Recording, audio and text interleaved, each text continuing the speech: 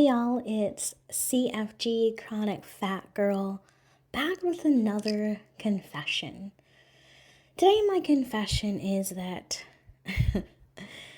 nah, it's not really the kind that makes your heart race or your palms sweat, but it's the kind where you finally sit down with yourself and say, all right, it's time to be honest. I've started this GLP-1 journey, and one of those medications that everyone talks about, that everyone whispers about, judges, praises, misunderstands, sometimes all at once. And before anyone jumps to any conclusions, before it become a talking point or a stereotype, my confession is this simply clearly. I never hated being fat. I don't hate being fat. Not once, not even a little. Most people expect me to start with some tragic monologue about shame and being uncomfortable in my body or wanting to be invisible, but that's not my story. I know that's true for some folks, and their stories are valid, but I actually loved and love being bigger. I still do. And I think it shocks people when I say that out loud. I was a pageant child growing up. I was a child actor. I was always being judged on my looks. And I was always on that brink of chubby enough to still be cute. And then at one point, I just stopped worrying about what other people thought. And I have to admit, I love my fatness. I loved the softness of being fat, the presence, the power. There's something about taking up space that feels like claiming your spot in the world, especially as a woman. People always talk about shrinking and being small and toning down. I never felt drawn to that. I liked being here, full, dimensional. I was a cheerleader, and I was a solid cheerleader. I was at the bottom of the pyramid, but I was the power. I loved the softness of my arms when I hugged someone. I loved the curve of my stomach when I stretched in the morning. I loved that my thighs touched like they had their own friendship pack. And let me be vain for a second, okay? Clothes, honey. A fat woman who knows her body is a fashion powerhouse. I could style an oversized silhouette, a bold print, a bodycon moment. It didn't matter. My body has always told a story, and my clothes were always the subtitles. And don't get me started on my banging personality. People love to pretend your body creates your character, but really, it's how the world treats you because of your body that shapes your resilience, your compassion, your humor, your patience. My size taught me to not see people as they are, but see beyond the surface. Because I needed them to do the same with me. I learned to read energy, not waistlines.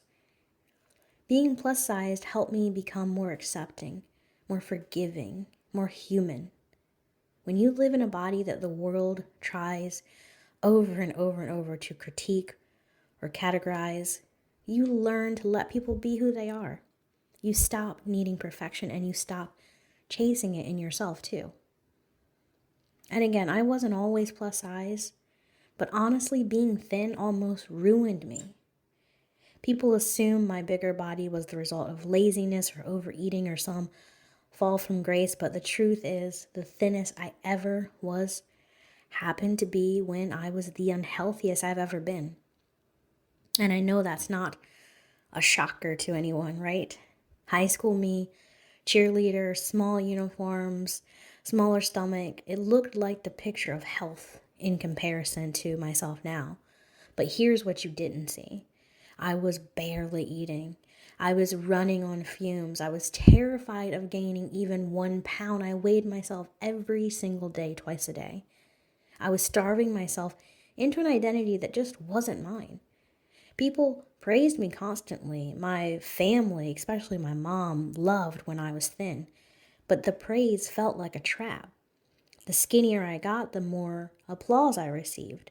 And the more applause became conditional. Like I only had value as long as I stayed small. Like my worth was tied to discipline and hunger and pain. So when people talk about my body now with a mixture of confusion and pity of, oh, she's gotten bigger, she let herself go, I want to laugh.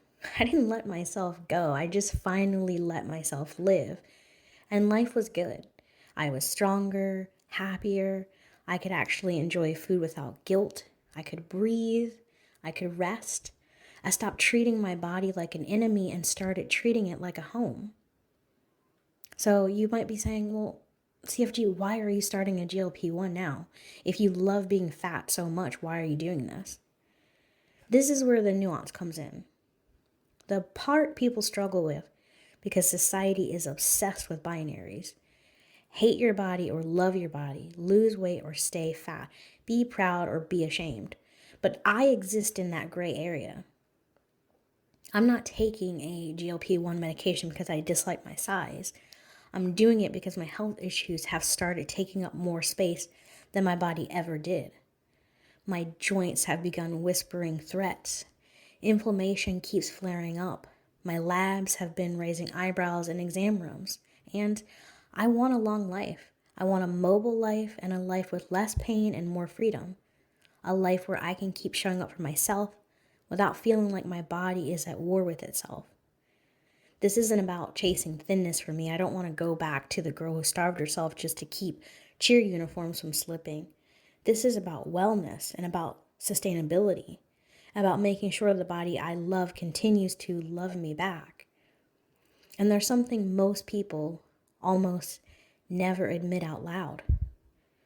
You can love your body and still want it to change.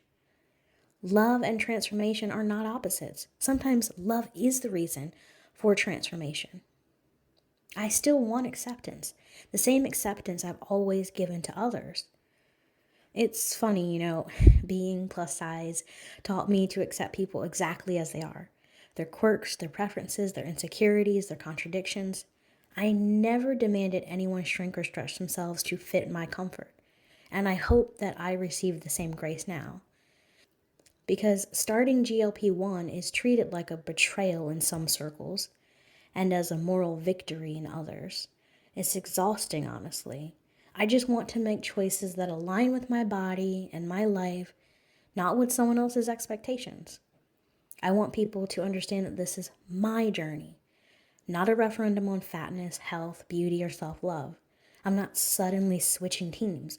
I'm not abandoning body positivity. I'm not chasing old ghosts from high school mirrors. I'm simply evolving. And evolution doesn't require an apology. What I really hope this confession gives someone else, another fat person or fat woman, I hope they hear this and they think, I'm allowed to love myself while changing myself. I don't need trauma to justify my size. I don't need shame to justify my clothes. I can just choose wellness on my own terms. Because that's what this is. It's my terms. I want to wake up in a body that feels supported. I want to move through the world with less pain. I want to stay alive for the people I love and for the things that I love doing, for the life that I'm building and for myself. And I want to carry forward everything being plus size has taught me. Compassion, wisdom, humor, confidence, softness, strength, resilience. Those things don't shrink. They stay. So this is my confession. I'm a fat woman who loves being fat. I'm a woman who used to be thin for all the wrong reasons. I'm a woman with health issues who is choosing a tool to help. I'm a woman who accepts herself and others with her whole heart. I am a woman who refuses to let her story be twisted, simplified, or weaponized. And most importantly, I'm a woman who's ready for the next chapter of her wellness journey. Not because she wants to disappear, and not because she wants to stay, but because I just am. Thank you guys. Thank you for listening to my confession. I'll go ahead and give myself this 4th shot as I continue on this wellness journey. Don't forget, stay elevated.